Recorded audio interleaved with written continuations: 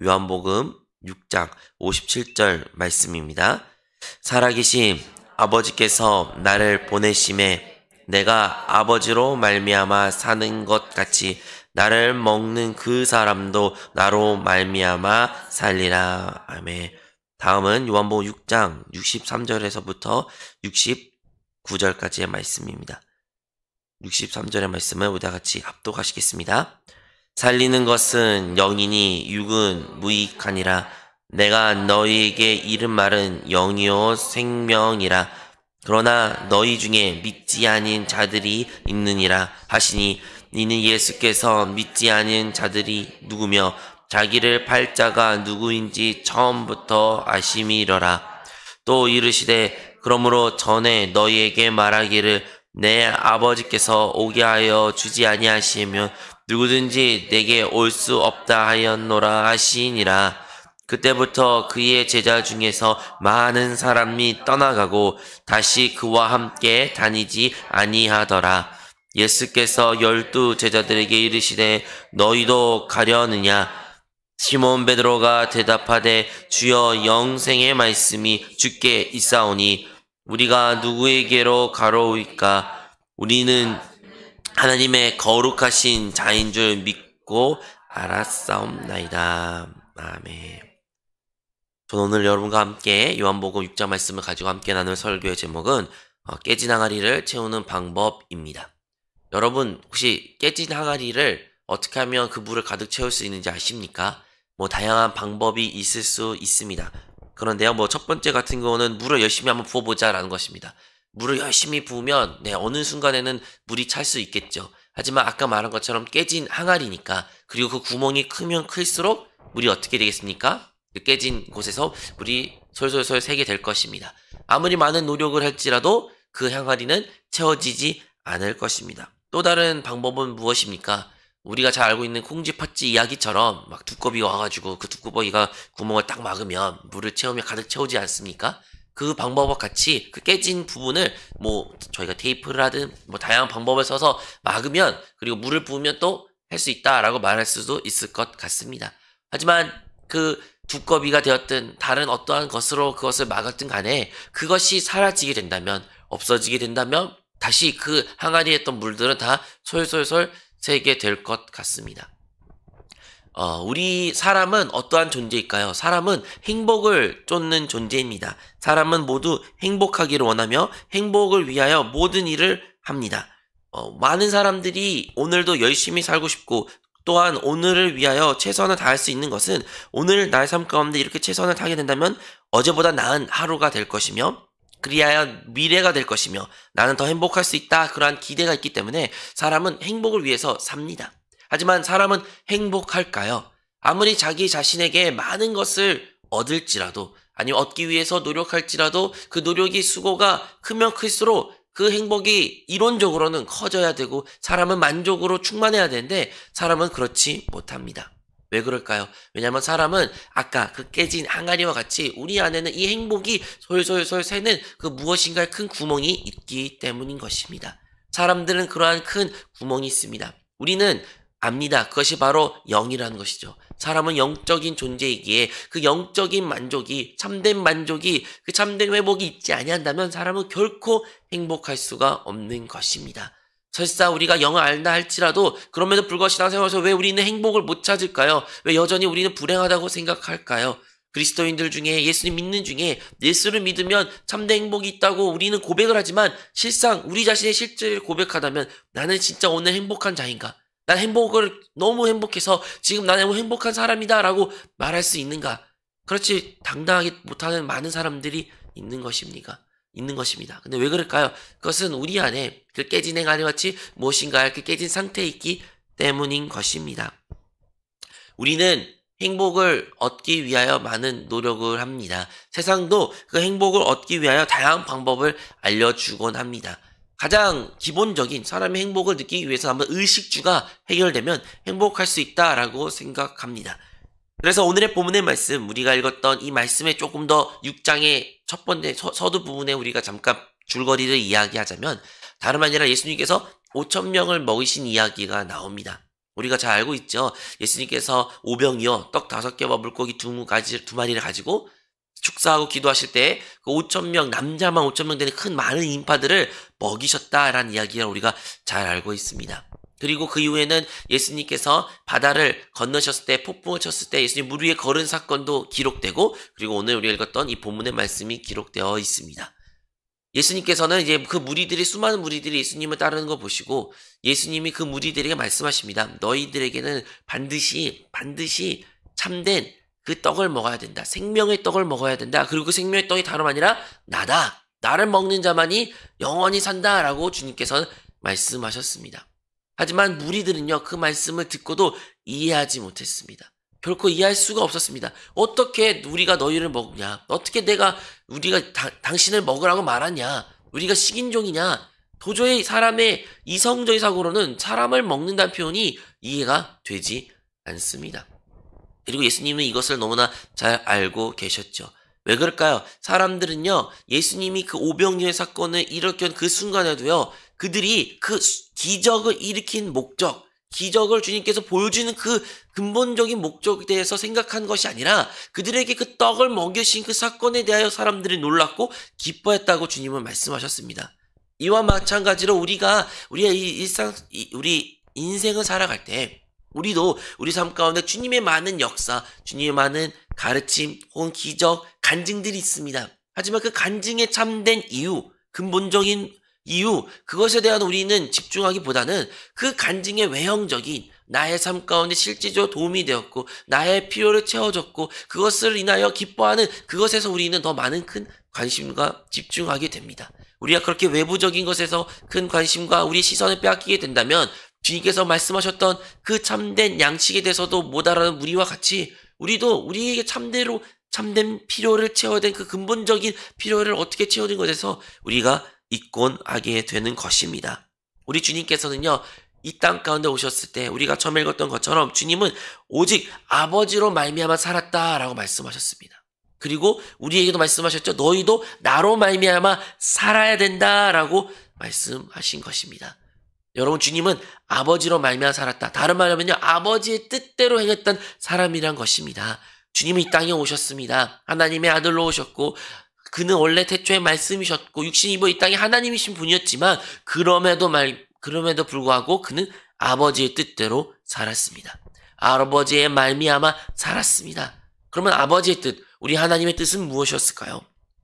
하나님은요, 사람을 창조하셨고 하나님의 형상과 모양을 아름다운 존재로 창조했지만 사람은 타락함으로 말미암아 이제 하나님의 떠난 존재로서 그의 영은 죽은 상태가 되었습니다. 그리하여 그 사람을 다시 회복시키기 위해 아담과 하와에게 약속했던 그 약속의 말씀을 이루시기 위해 하나님은 그의 독생자 하나밖에 없는 그 아들을 이 땅에 보내실 수밖에 없는 것입니다. 우리가 잘 알고 있는 성육신 사건인 것이죠. 그 하나님이여 본체셨던 그 분이지만 육신을 입고 이 땅에 오신 그 사건이 그 바로 예수님이 아버지 뜻대로 행하신 그 첫 번째 일인 것입니다. 그가 이 땅에 오셨을 때 주님은 분명한 목적을 가지고 이 땅에 오신 것입니다. 왕노릇하려고, 많은 사람을 다스리려고, 하나님의 나라, 세상 사람들 생각 그 나라를 이루려? 아니죠. 예수님은 본인이 직접 십자가를 지심을 아셨습니다. 인류의 죄를 위하여, 우리의 그 원죄를 해결하기 위하여 모든 사람들의 과거와 현재 미래 모든 죄를, 우리의 죄를, 각각 개인의 죄를 주님께서 지시기 위하여 주님은 십자가에 지신 것입니다. 십자가에서 못을 박으셨고 모든 물과 피를 쏟으심으로 말미암아 우리의 모든 죄가 사함을 받은 줄로 믿습니다. 십자가에서 주님께서 모든 것을 끝내셨습니다. 아버지 뜻대로, 아버지가 원하시는 대로, 아버지가 바라시는 대로 주님은 그 십자가에서 우리의 사망과 모든 사단의 문제를 해결하시고 우리에게 승리를 허락하셨습니다. 주님께서 십자가에서 그냥 죽으시기만 했으면 우리에게는 어떠한 소망이 되지 않았지만 주님께서 십자가에 죽으실 뿐만 아니라 부활하셨습니다. 성령으로 말미암아 주님은 부활하셨고 그 부활로 말미암아 우리에게 참된 승리를 허락해 주신 것입니다. 여러분, 주님이 부활했기 때문에 우리도 부활의 신앙을 가질 수 있는 것입니다. 만약에 주님이 결코 부활하지 아니었으면 우리는 어떠한 주님을 믿는 것에 대한 소망이 없는 것입니다. 여러분, 우리가 예수님을 믿는다고 고백한다면요, 우리는 반드시 부활의 신앙을 가져야 합니다. 여러분, 그리스도인들이요, 죽음을 두려워하는 존재가 돼서는 안 됩니다. 여러분, 그리스도인들은요, 예수님을 믿는 자들은요, 사망을 이기신 주님이 있던 같이 우리도 결국에는 부활의 몸을 입어 부활하는 사실을 반드시 믿으시기를 바랍니다. 그러므로 주님이 부활하신 것 같이 우리 또한 주님을 만날 그날 주님의 때에 부활할 새 몸을 얻는 자가 될 줄로 믿습니다. 그리고 아버지 뜻대로 주님은 부활한 것뿐 아니라 승천하셨습니다. 부활하셔서 이 땅 가운데 왕노릇을 하신 것이 아니라 주님은 주님의 분명한 하나님 아버지 뜻이 있어 제자들과 함께 잠시 있었으나 곧 다시 승천하신 역사를 하셨던 것입니다. 그 승천의 의미는 마치 우리나라 대통령 취임식처럼 이미 당선되었지만 취임식할 때 공식 그가 대통령이 되었던 걸 선포한 것 같이 주님이 십자가에서 죽으시고 부활하신 바람에 사단과 원수를 이기셨지만 온 인류 가운데 주님이 참된 왕이라고 말씀하실 수 있었지만 승천하심으로 말미암아 온 인류에게 우리에게 주님은 진정한 하나님의 아들 그리스도 우리가 진짜 믿는 구원자라는 것을 보여주신 것입니다. 그러므로 주님은 승천하사 우리에게 보혜사 성령을 보내신 줄로 믿습니다. 여러분, 그것이 하나님 아버지의 뜻입니다. 아버지의 뜻대로 아버지로 말미암아 모든 것을 행하셨던 주님과 같이 주님은 그 모든 과정 가운데 곧 우리의 성령을 부어주기 위하여 그분은 죽으시고 부활하시고 승천하사 이제 우리 거듭난 영 가운데 성령으로 언제나 영원토록 함께 하십니다. 성령이 이제 우리 안에 계신 것입니다. 그리고 이제 그 성령이 보혜사 성령을 보내셔서 언제나 우리와 함께 하신 즉 내주하심으로 이제 우리를 날마다 하루하루 함께 하시는데 그냥 있는 것이 아니에요. 그냥 갈 곳이 없어가지고 너희 집에 잠깐 너와는 잠깐 내가 머무마 이것이 아니라 주님은 또한 분명한 목적을 가지고 우리와 함께 계십니다. 그 목적은 무엇입니까? 바로 우리가 변화되는 것이에요. 성화되는 것이에요. 그리스도의 형상을 회복시키는 것이에요. 우리는 압니다. 우리의 영은 소생되었고 다시 거듭났지만 그럼에도 불구하고 우리의 육과 우리의 혼은 여전히 변화될 것이 너무 많이 있는 것을 우리가 알고 있습니다. 그러므로 말미암아 주님이 우리와 함께 계심으로 말미암아 우리는 주님으로 사는 그 삶으로 말미암아 우리는 변화됩니다. 주님이 기뻐하신 그 형상으로 주님 뜻대로 사는 존재가 되는 것입니다. 그리고 우리는 이 변화의 모습을 언제까지 살아갑니까? 바로 주님 오신 그날까지. 주님 오신 그날까지 우리는 이 삶을 살아가게 될 것입니다. 누구는 죽음을 먼저 볼 수도 있죠. 먼저 잠들 수도 있지만 그럼에도 불구하고 우리는 주님이 다시 오실 때 그때 비로소 다시 한번 그 변화의 부활의 몸을 입으면서 주님과 영원토록 함께 사는 그 영생을 누리게 될 줄로 믿습니다. 이 모든 것을 하시기 위하여 주님은 아버지로부터 비롯하여 아버지 뜻대로 살았던 예수 그리스도와 같이 이제 주님은 우리에게 말씀하십니다. 이제 너희는 나로 말미암아 살아야 된다. 내가 그 생명의 떡이다. 영생을 얻기 위하여 참된 그 생명을 얻기 위하여 너희는 나를 먹어야 된다라고 주님은 말씀하신 것입니다. 여러분 어떻게 우리가 주님을 먹는다라는 것을 이해할 수 있을까요? 우리가 이제 주님께서 많은 것을 행하셨고 가르치셨지만 우리가 방금 전에도 성령 대해서 말했지만 우리가 잘 알고 성찬식 때도 말하죠. 주님의 떡과 피를 먹고 마신다. 또한 성령을 호흡한다 마신다. 이런 표현들을 우리가 잘 알고 있습니다. 이것들이 어떻게 가능하게 된 것입니까? 그것은 다름 아니라 그 시작은 바로 침례에서부터 비롯된 것입니다. 여러분 침례라는 것이 무엇입니까? 물에 온전히 잠긴다라는 것을 침례라고 말합니다. 마태복음 같은 거는요 끊임없이 그 침례에 대해서 언급하고 있습니다. 침례가 참으로 중요하고 너희는 가서 모든 민족에게 가서 제자로 삼고 그들의 침례를 베풀고 주님이 가르치는 그 뜻대로 다 가르쳐라 말씀하셨던 것처럼 그 마태복음 수많은 그 침례에 강조했던 것 같이 우리의 삶 가운데서도 반드시 그 침례의 사건이 있어야 됩니다. 침례라는 것은요 결국에는 우리가 하나님 안으로 그리스도 안으로 예수 안으로 들어가는 사건을 의미하는 것입니다. 온 존재가 우리 하나님 안에 머물러야 됩니다. 예수 그리스도가 하나님 안에 머무신 것 같이 우리 또한 하나님 그리스도 안에 머물러야 되는데 주님이 그러고 끝난 것이 아니라 내가 아버지 안에 아버지 내 안에 있던 것이 우리가 그 침례 사건을 통해서 우리가 그리스도 안에 그리스도가 내 안에 있는 것을 경험하는 놀라운 역사가 침례 사건이라는 것을 아시기 바랍니다. 또한 침례는요 우리가 끝났다는 것을 너무나도 잘 보여준 사건이에요. 내가 이제 끝났다. 내가 사는 것이 아니다. 여러분 물 안에 갇힌 것, 물 안에 잠기는 것 길어야 3분, 너무 길면 5분, 6분을 그렇게 있을지라도 결국에 그 끝은 사망밖에 없는 것입니다. 마찬가지로 우리가 침례 안에 머물 때 나는 이제 죽었고 나의 옛사람은 끝났고 십자가에서 모든 것이 끝났으며 이제 나는 새 사람으로서 새 피조물로서 주님을 섬기는 자라는 것을 우리 모두 기억하시기 바랍니다. 이제 그 침례 사건 아는 자들은 내주하심을 경험할 수 있게 되는 것입니다. 주님이 진짜 이제 내 안에 살아 계신 것입니다. 주님이 내가 어디 가든 무엇을 하든 주님은 언제나 나와 함께 하시며 나를 떠나지 아니하시며 그와 같이 버리지 않는 것을 우리 모두 믿어야 합니다. 여러분, 그 내주하심이 이제 우리 안에 거한다는 의미가 요한복음에는 끊임없이 말하고 있습니다.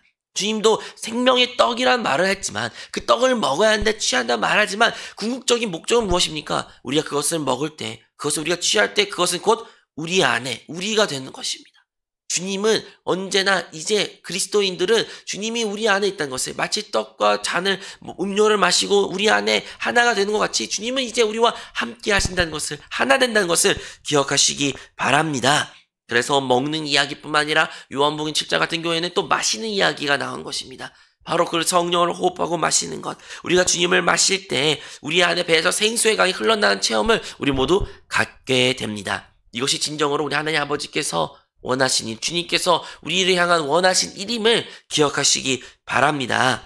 이제 우리는 그 한 성령을 마시는 존재가 되었습니다. 고린도전서 12장 13절에 우리가 유대인이나 헬라인이나 종이나 자유이나 다 한 성령으로 침례를 받아 한 몸이 되었고 또 한 성령을 마시게 하셨느니라. 우리 모두는 한 성령 안에 침례를 받았고 한 성령 안에 그 성령을 마시는 존재 그리스도인이 되었습니다. 그러므로 기록된 바 첫사랑 아담은 생명이었다 함과 같이 마지막 아담은 살려주는 영이 되었다. 그 살려주는 마지막 아담 우리 그리스도는 바로 살려주는 영으로서 이제 우리와 함께 계십니다. 그러므로 우리는 그 약속의 말씀을 붙잡아야 됩니다. 우리는 이 세상 가운데 두려워할 필요 없고 염려할 필요도 없습니다. 왜냐하면 그 주님이 그 살려주는 영이 우리와 함께 계시기 때문입니다. 여러분, 우리는 마셔야 됩니다. 우리가 그 마시고 먹고 그것을 할 때에 우리의 모든 문제가 해결됩니다. 그런데 문제는 그것을 믿으십니까? 믿으십니까? 여러분, 주님이 이 이야기를 처음 말씀하셨을 때 많은 사람들이 그 이야기 듣고 이해가 안 가고 결국 주님을 떠났습니다. 주님을 따랐던 많은 사람, 무리가 있었지만 그들은 표적을 보고 그 결과적 먹고 마시는 그 먹을 수 있고 마실 수 있고 나의 문제를 외적인 문제 해결할 수 있는 것들로 인하여 주님 따른 많은 사람들 있지만 주님이 진정으로 원하셨던 참된 제자들은 바로 주님을 참되게 먹고 마시는 자들을 원하셨는데 우리가 혹시 지금까지 주님의 그 어떤 외적인 모습을 나의 필요를 나이가 부족한 것을 채우기 위하여 주님을 이용한 것은 아니는지요. 주님의 뜻대로 주님 원하신 대로 주님의 계획을 따라 사는 것이 아니라 그냥 나의 필요를 채우기 위하여 하나님을 이용했던 우리의 모습은 없는 것인지 우리는 점검해야 됩니다. 우리는 그 모든 행실을 멈추고 진정으로 주님을 말씀하신 그 약속의 말씀을 주님을 마시고 먹고 그리고 호흡함으로 말미암아 우리가 주님의 뜻을 이루는 그리스도인이 되기를 주님으로 축원드립니다. 주님께서는 아버지로 말미암아 살았던 같이 이제 우리는 그리스도로 말미암아 하루하루를 살아가는 존재가 되었습니다.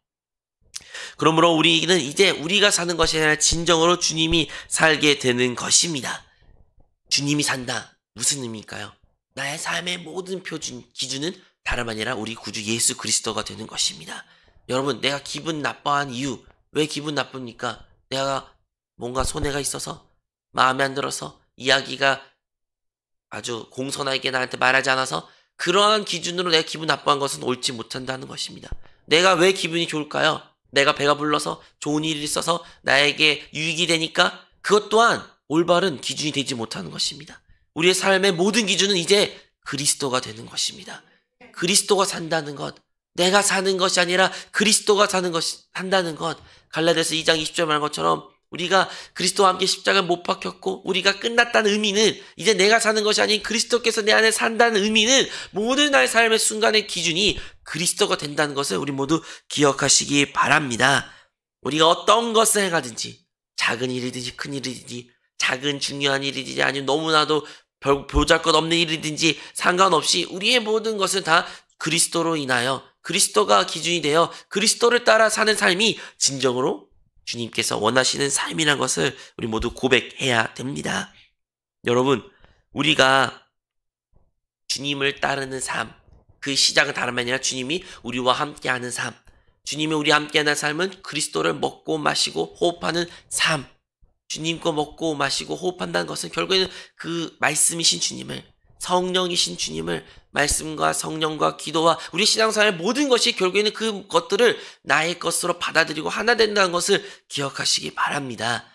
주님을 교리적으로 어떤 교리를 깨닫고 외부적으로 그래 나 자신을 좋게 만들기 위하여 나를 변화시키고 내가 개선되기 위하여 주님을 믿는 것이 아니라 주님을 나를 받아들임으로 그냥 주님이 사는 삶, 주님이 나타나는 삶, 내가 사는 것이 그리스도가 사는 삶, 그것이 진정으로 우리 주님을 따르는 삶이요 주님 안에 머무는 삶이요 그리스도가 사는 삶임을 우리 모두 기억하시기 바랍니다. 여러분, 오늘의 설교 제목 어떻게 하면 우리 깨진 항아리에 물을 채울 수 있는 것입니까? 세 번째 방법이 있습니다. 그것은요, 흐르는 강물에다가 항아리를 그냥 푹 잠기면 됩니다. 흐르는 강물에 항아리 쭉 잠기면 항상 그 항아리는 물로 채워지게 될 것입니다. 어떠한 노력도 필요 없습니다. 어떠한 수고도 없습니다. 그리고 항상 그 항아리는 물로 가득 차게 되는 것입니다. 여러분, 우리의 존재가요, 불완전한 존재, 죄로 말미암아 이 육신을 갖는 한 우리는 끝없이 무엇인가 새는 체험을 가지게 될 것입니다. 그것이 행복이든 우리의 어떠한 삶의 문제든 간에 어떠한 깨진 부분이 있지만 그거와 상관없이 우리가 항상 그리스도 안에서 생명과 평안을, 행복을 누리는 그런 신앙생활을 위해서는 우리의 온 존재를 그냥 성령 안에 잠겨야 된다는 것입니다. 온전히 그리스도를 먹고 마시는 일을 하기만 한다면 여러분, 상황이 어떨지라도 그 깨진 항아리가 모습이 변함없을지라도 우리의 삶이, 우리의 외적인 환경이 설사 달라진 것이 전혀 없고 세상 내보내기에는 더 안 좋은 상황에 놓였을지라도 그들은 그 10년간 생명의 평안을 누리게 될 것이며 행복한 사람이 될 것이며 주님의 뜻대로 사는 사람이 될 줄로 믿습니다. 여러분, 초대교회가 얼마나 많은 핍박을 받았습니까? 예수님 믿는다 이유로 얼마나 모진 고난과 고통을 당했으며 또한 많은 처형을 당했습니까? 그럼에도 불구하고 결코 그 기록의 역사에 써있기를 그들이 불행했다, 그들은 예수님을 믿는 것을 후회했다, 저주했다 말하지 않습니다. 도리어 그들은 그렇게 죽을 수 있던 것에 감사하였고 기뻐하였고 찬양했다고 기록되어 있습니다. 왜 오늘날은 우리가 그러지 못할까요? 그것은 주님을 먹고 마시고 호흡하고 성령 안에 잠기는 일에 우리의 부족이, 결여가 있다는 것을 우리는 다시 한번 되새기면서 다시 한번 오늘 이 새벽 기도회를 통해 우리 온 존재를 다시 한번 성령 안에 잠기고 성령을 호흡하고 주님 그리스도의 말씀을 먹고 마시고 주님이 내 안에, 내가 주님 안에 있는 그 삶으로써 말미암아 내가 사는 것이 아닌 그리스도가 사는 삶을 살 때에 참된 행복의 하루가 오늘 시작될 줄로 믿습니다. 하나님 아버지, 다시 한번 우리에게 그리스도 예수를 보내주시고 예수를 통하여 하나님의 자녀가 되어 하나님의 영생을 허락해 주심에 감사합니다. 이제 주님을 믿는 것을 넘어 이제 주님이 내 안에 살아계심을, 주님을 참된 나의 양식과 음료와 호흡으로 먹고 마시고 호흡한 우리 모든 성도들이 되게 하여 주시옵소서. 그리하여 우리의 삶 가운데 있던 그 결여가 그 먹고 마시고 호흡하는 생활을 통하여 참된 행복을 누리게 하여 주시고, 그리하여 그리스도가 나타나는 삶으로 말미암아 우리의 삶 가운데 하나님의 형상과 회복이 이루어지게 하여 주시옵소서. 이 모든 말씀 예수 그리스도의 이름으로 기도합니다. 하늘에 계신 우리 아버지여, 이름이 거룩히 여김을 받으시오며 나라가 임하시오며 뜻이 하늘에서 이루어진 것 같이 땅에서도 이루어지이다. 오늘 우리에게 일용할 양식을 주시옵고 우리가 우리에게 죄 지은 자를 사하여 준 것 같이 우리의 죄를 사하여 주시옵고 우리를 시험에 들게 하지 마시옵고 다만 악에서 구하시옵소서. 나라와 권세와 영광이 아버지께 영원히 있사옵나이다. 아멘. 할렐루야. 찾아주심을 감사한 주님.